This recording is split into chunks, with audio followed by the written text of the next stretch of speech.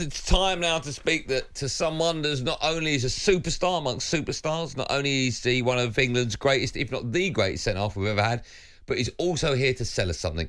Let's say hello, good afternoon to the superstar that is Rio Ferdinand joins us. Hello, Rio Ferdinand. Hello. How you doing, Andy? How you doing, Jason? You good? How you doing, guys? We're good, we're very well. How are you? I'm all right, man. Not bad. Just it's sunny today, man. It's beautiful. Got the shades on the lot. We were just talking, Jay and I were just talking about this time of year is difficult to get the jacket right. Do you go heavy? Do you go light? Do you go no jacket at all? What have you got on? I've gone cardigan with a t-shirt, so it's a bit flexible. Do you know what I mean? We didn't. You've got to have that little bit of flexibility. We didn't even mention the cardigan, did we? No, we didn't. We didn't. And there's a reason we didn't. Yeah. You lot are way off it. You're way off it. You lot are way off it. If we had arms like yours, we would always be wearing cardigans. Listen, we got lots to talk to you about. But just firstly, just tell us a bit about this wonderful. Well, your team, your 5FC team that have been entered into the King's World Cup. That's at the end of May. Just tell me a bit more about it, because there's a very interesting prize pot towards the end. $1 million is up for grabs.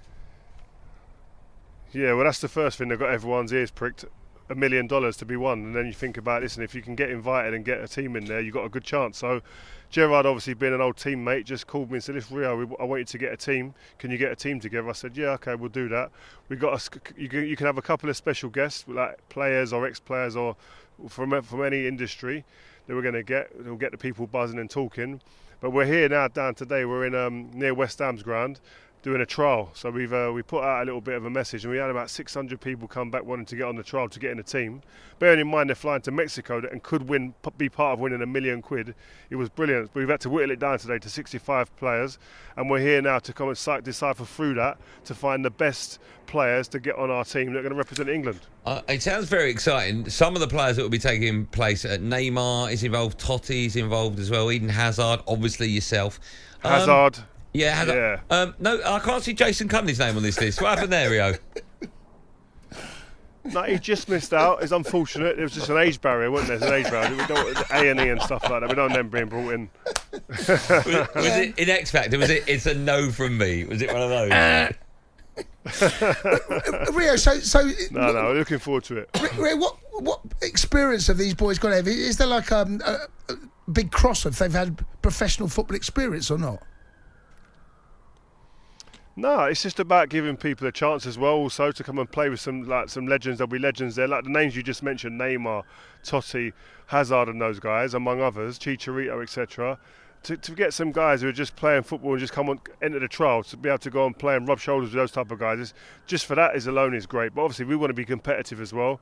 We're going to have a couple of stars alongside them as well to kind of get them through the game. But listen, we want these kids to come out here and perform, show us what you got. And listen, there's going to be some talent here, I'm sure. We can hit the right ones. We've got a chance of being part of winning £1 million. Beautiful. Listen, before we let you go, we're going to talk football now. Before we let you go, we'll let you plug it as much as you want with regards. Well, what were we talking before? It was football. No, but I mean proper football, Rio. Let's talk about some of your old sides. Let's talk about West Ham. What happened to them in Europe? Is it done now? Yeah. Oh, mate. Well, they met the most informed team in the game at the moment, didn't they? Xabi Alonso inspired by Leverkusen, 70-odd%, about 30-odd shots. Like, absolute domination it was. And listen, I think there ain't many tougher tasks at the moment in the game to go there and perform. And as I said, when you're from another league and you haven't really seen much of them, it probably was a rude awakening for a lot of their players and David Moyes. So, tough assignment. But listen, anything can happen when you go back to West Ham. Do you know what? I actually thought he got things right up until the 83rd minute. You know, I know West Ham fans have a pop at him, but the killer goal, the Boniface goal, the last one, that's the real killer, because now it makes it a mountain climb. But if West Ham do get that first goal in the tie next Thursday, let me tell you now, that changes things. I know they've been unbeaten this season, Leverkusen, but if they get the first goal, West Ham, they're in with a shout.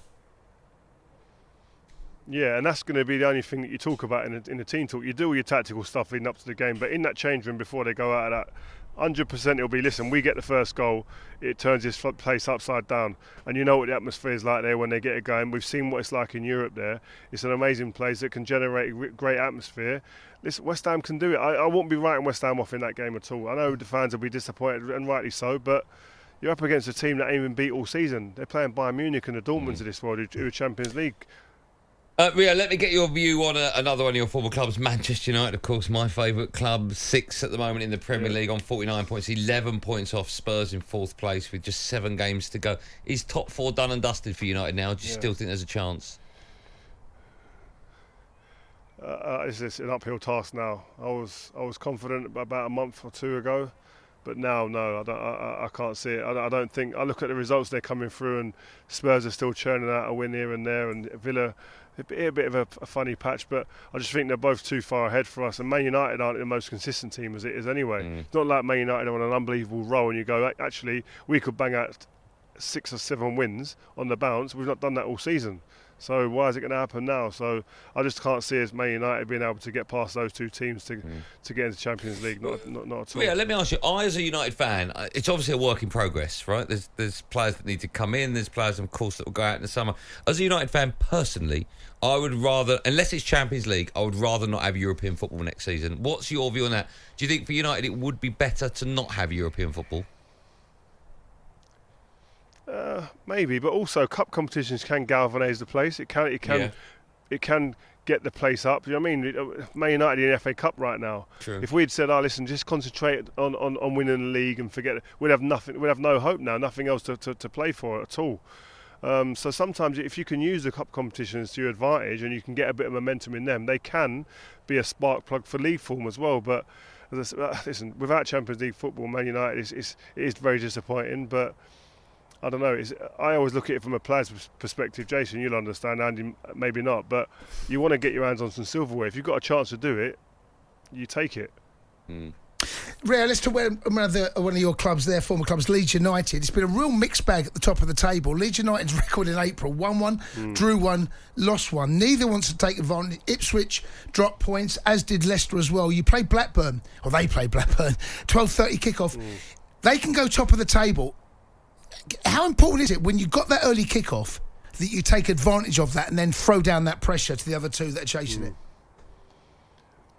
Oh yeah, that early one, I used to love that one because you can, especially if you win that game, you get your feet up, you sit in front of the TV and you go, right, pressure now on you guys. What have you got? Can you return it?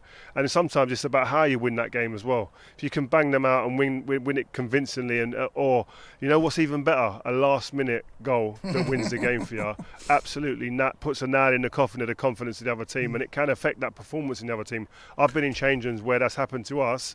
Teams have pulled a result out of nowhere, and you go, and you go out on the pitch, shoulders slumped a little bit, and it takes a little while to get going. So, listen, I want to see Leeds back in the Premier League. I think it's a huge club. I had a great time there, fantastic time, great fans. They probably don't like me as much for the move that I made to Manchester United, but I only speak positively about Leeds because I had a wonderful time there. Okay. Before we go back to talk about your 5FC team and give that one more plug, a quick word about England at the Euros. We saw Kobbie Manu's unbelievable goal last week for Manchester United. Personally, I know I'm going to be a little bit biased, but I think he should start in that midfield alongside Declan Rice and Jude Bellingham. Who do you think should have that 3rd spot in that midfield for England, Rio? I've been consistent. I'd play Declan Rice holding, and I'd say to Jude Bellingham and Phil Foden, work it out. You two just go and do your thing and win us the Euros. And they win us the Euros if them 2 are allowed to have a bit of free reign in there. If we do that, we win. Okay, it's that simple, right? If only it was. Yeah, it's not rocket science. No. You. If only it was. They're two great players. They're 2 great players, man. Who you let them just go and have a little bit of free reign. And let them loose. You've got enough around them players to be able to supply others, score goals and be match winners. So who? I'm guessing it's Saka on the right, Harry Kane in the middle. Who goes on the left for you? Is it Grealish, Rashford? I don't care. It depends on the opponents, but it'd be Grealish and Rashford. I'll mix it up between them at the moment. Grealish is starting to come into a bit of form. He's been out for a while. Rashford just gives you something else because he runs in behind, but I'll play either of them 2 and I'll be quite comfortable. I think we've got too much. I've got to be honest. I sound like an overconfident England fan, but I am. We've got the players we've got. We shouldn't be looking at only France as a worry. Yeah, I agree with that. Rio, so one more, matey, just before we go. Some unbelievable games in the Champions League. Both English clubs there, Arsenal. Thought Arsenal are off the pace. I still fancy they can get a result out and Bayern. Man City, it feels as though that they're in the box seat. If they do both progress, they play one another in the next round, the semi-final, 2 legs. Do you think they're the two best sides? I think Liverpool's defeat last night might have a big bearing on that. How much of an influence do you think that it might have on the title race if they do face one another in the semi-finals of the Champions League over 2 legs? I don't know. I think Man City are good enough and have the experience to isolate that result. I think it could have a bigger impact negatively if they lose it to Arsenal. I just feel that with the inexperience, it could have big ramifications for them. I believe that Arsenal over 2 legs are the only team in the competition left there who can beat Man City over 2 legs. I don't think Real Madrid. I think they had their chance in Madrid. I don't think they'll be able to beat City now. I think City at home are formidable.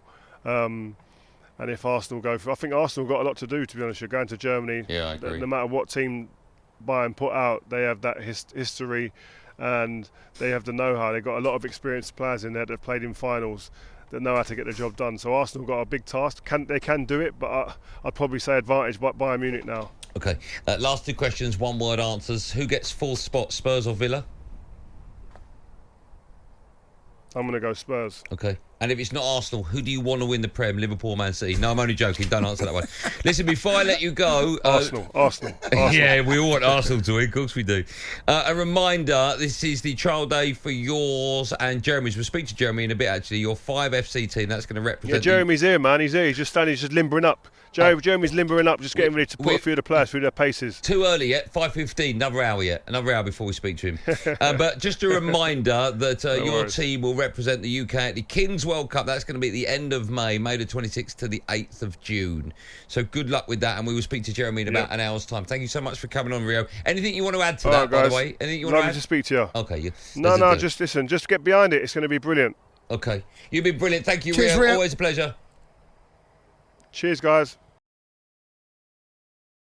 talkSPORT Drive with Andy Goldstein. Monday to Friday afternoon from 4 on AM, on DAB, via the talkSPORT app and on your smart speaker. talkSPORT.